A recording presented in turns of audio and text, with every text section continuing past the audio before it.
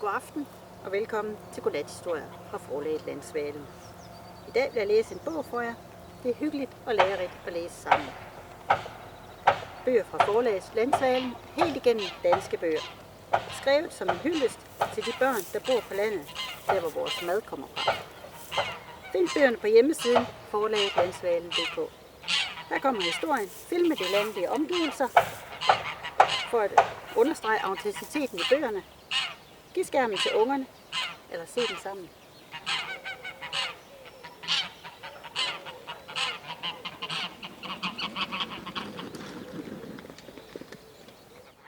Jeg vil læse en bog for jer. Bogen hedder Valdemars Kat.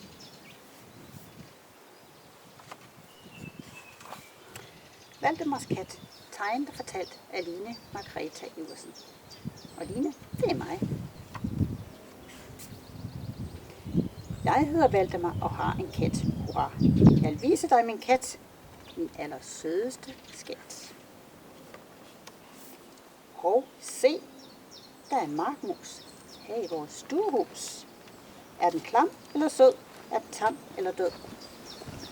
Dumme kat, du ved da, at det er strengt forbudt med mus i vores hus. Slut, prut, rut. Tia hedder min kat. Den er ude hver nat. Det er Tia, som har fanget musen. Jeg tror, den har fanget 1000. Tia er en rigtig kriger. Hvad tror du, musen siger, når Tia siger haps? Piv. Slut med musens museliv. Nu leger Tia i sus og dus med den arme lille mus. Når min Tia går på rov i stald, på mark og i skov, kan den nogle gange fange store rotter, som bliver bange. Jeg kan ikke skjule, at Tia også fanger fugle, for af og til det sker, at jeg finder duen og fjer. Vi har mange katte, som må fange mus og rotter, så de ikke bliver for mange. Ellers vil mus og rotter tage af det foder, som køerne skal have. I siloer, høje eller brede, har vi køernes ensilage, byg og bede. Her må alle vores katte jage, så mus og rotter ikke bliver en plage.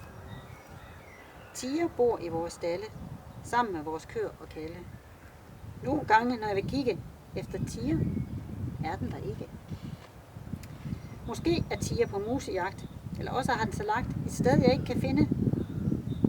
Tia er herinde. Tia er en klatremester. Havens træer den tester.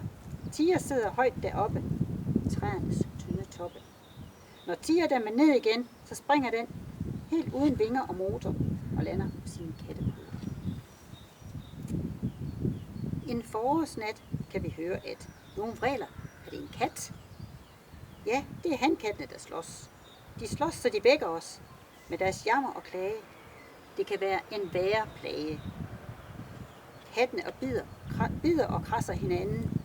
En får et kæmpe sår i panden, andre får knækkede knorhår, og nogle halter, når de går.